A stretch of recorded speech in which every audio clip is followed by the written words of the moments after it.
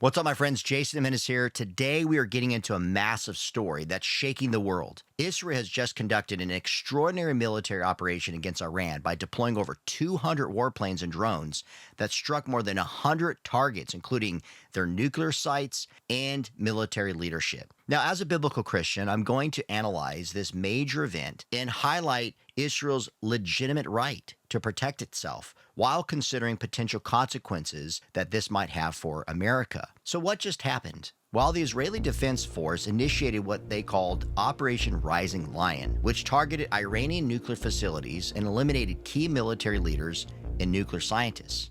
And the question is why? And the reason is obvious. Because Iran has continued to ignore international demands and continued to increase its uranium enrichment levels to over 60%, which approaches weapons grade capacity despite repeated warnings from the International Atomic Energy Agency. Now, what is the fear in all this? Iran was nearing nuclear bomb development, and Israel decided to act before it reached that point. Now, let's pause and think. Is it imaginable to live in a world where Iran possesses nuclear weapons? Could you imagine that? How would this affect the Middle East? This would not be good for Israel. This would not be good for the United States. This would not be good for the world. Now, as you and I know, Christians support Israel's existence because God has established his covenant with his chosen people beyond geopolitical reasons. But here's where it gets interesting. If you examine and take a closer look into the leadership in Iran, the Ayatollah, it operates outside of typical power dynamics. Their actions stem from radical Shiite apocalyptic beliefs. Iran's ruling clerics must wage bloody conflicts to accelerate the emergence of their messianic leader called the Mahdi. Now, the driving force behind their actions extends beyond just politics. It's a theocratic fixation that they have. And what they're focusing on, the Ayatollah and the religious leaders in Iran, is they want to create global chaos in order to fulfill this apocalyptic vision. Now, at the heart of all this is very demonic.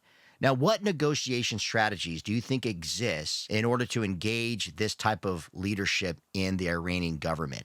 They are on a holy mission. This involves bringing about total destruction to the world in order to usher in the Mahdi. This is the challenge. This is the understanding that we need to have when it comes to dealing with Iran. Now let's talk about why Israel acted.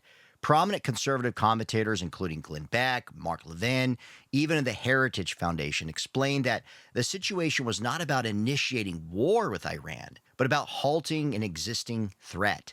The nuclear program of Iran represents a danger not only to Israel, but to all the neighboring countries and international security. Israel's Prime Minister Netanyahu raised alarms about Iran for years until he saw a strategic opportunity to strike when Iran's defensive capabilities were down and Hezbollah and Hamas were incapacitated. So Israel aimed to disrupt Iran's nuclear program rather than overthrow its government. If you look back, President Trump ordered Iran to reach a deal and stop their nuclear enrichment within 60 days. Now, when the 61st day came and Iran didn't do anything about it, that's when Israel struck. Now, President Trump continues to express hope for peace while urging Iran to enter negotiations before it becomes impossible. So what do you think? Do you think diplomacy remains viable in the aftermath of this massive military attack?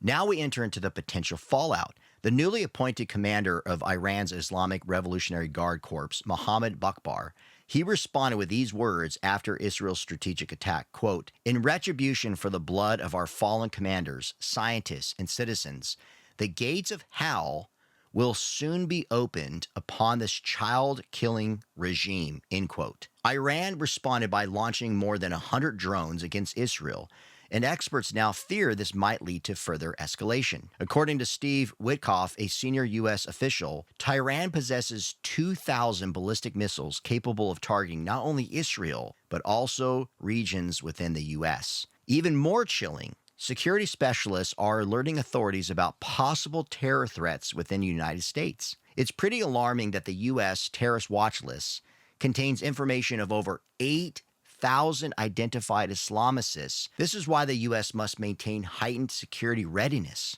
both in international locations and at domestic borders. But as Christians, my friends, when you and I look at the potential fallout, what could come as a result of this, we need to pray. We are called to continue to support Israel, to pray for peace in that region, but also to pray for the Jews and the Muslims to come to know Jesus Christ as their Lord and Savior. In Galatians chapter 3, verse 28, Paul writes, "There is neither Jew nor Gentile. There is neither slave nor free. There is neither male nor female, for you are all one in Jesus Christ." We should support Israel's right to defend herself. And as we do that, we should be praying for not only the Jews to come to know Jesus Christ as the Lord and Savior, but we should also be praying for the salvation of the Iranians. There are millions of Iranians who want peace, who are living in poverty under this dictatorship of the Ayatollah. America must support Israel's security while pushing for a diplomatic solution to prevent a nuclear Iran. War is not the goal.